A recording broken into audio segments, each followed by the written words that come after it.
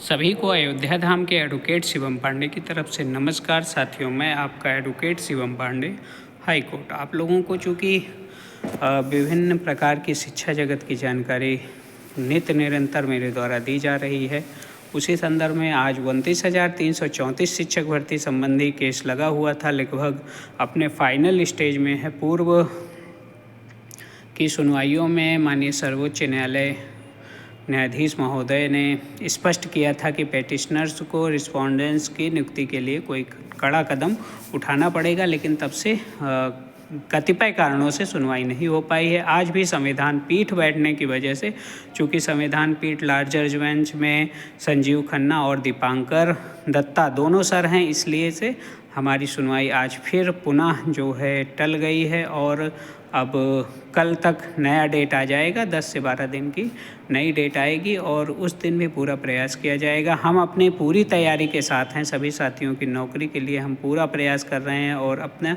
सर्वोत्तम देने की कोशिश करेंगे कि किसी तरह 29,334 शिक्षक भर्ती में जितने भी हमारे साथ पेटिशनर्स हैं या जो भी हैं, उनके लिए कुछ अच्छा हो जाए और माननीय सर्वोच्च न्यायालय से एक अच्छा निर्णय प्राप्त हो सके। तो किसको क्या प्राप्त होगा यह समय बताएगा, लेकिन हमारी तैयारी पूरी है और हम पेटिशनर्स के लिए अपने एक जो हमारा दायित्व है उसको पूरा करते हैं। जब से मैं इस केस को सिरे से देखने की कोशिश कर रहा हूं, तो मुझे लग रहा है कि यहाँ पे अभ्यर्थियों की विजय के साथ साथ उन्हें बहुत बड़ी खुशखबरी मिलेगी। 29,334 शिक्षक भर्ती के अभ्यर्थियों के लिए ये लास्ट अपॉर्चुनिटी रहेगी, क्योंकि 2013 के बाद 2024 तक आज लगभग 11 साल हो गए। 11 साल का वनवास हम अभ्यर्थी झेल चुके हैं और सरकार की गलती की वजह से झेल चुके हैं। अगर उस समय भी काउंसलिंग करा के नियुक्तियां दी गई होती तो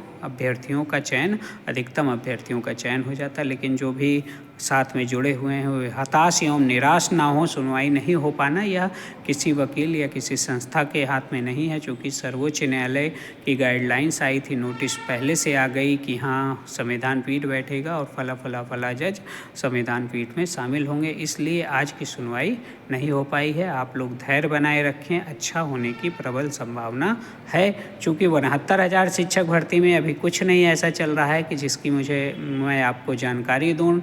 चूँकि डबल आरक्षण और इन सब का केस भी बहुत लंबा लग रहा है। EWS में भी हमारी तरफ से पैरवी शुरू हो गई है। EWS का केस 22 तारीख को लगा हुआ था, नेक्स्ट वीक के लिए भी हो गया है। हमने सर्टिफाइड कॉपी ऑर्डर रिसीव करा दिया है, जल्द ही उसमें सुनवाई होना प्रारंभ हो जाएगी। सिर्फ और सिर्फ मैं प्रतीक्षा यह कर रहा हूं कि शुभम श्याम शमशेरी सर अगले महीने तक बेंच चेंज हो जाए और नए सिरे से सुनवाई हो। बाकी हम रनिंग में हैं, जल्द ही EWS केस में डेट और समय दोनों फिक्स करा लेते हैं और फिक्स कराने के बाद फाइनल और लार्जर सुनवाई करवा के EWS साथियों के लिए विभिन्न परिस्थितियों में रास्ता खोलने की पूरी कोशिश की जा रही है और खोले भी जाएगा। आप लोग धैर्य बनाए रखें और डबल आरक्षण, ओवरलैपिंग और 1 नंबर पे मैं आप लोगों को फिर से बता देना चाहता हूं कि इस सप्ताह भी अभी कुछ भी होने की कोई उम्मीद नहीं है। अगले सप्ताह तक मैं आप लोगों को पूरी जानकारी उस संदर्भ में दूंगा।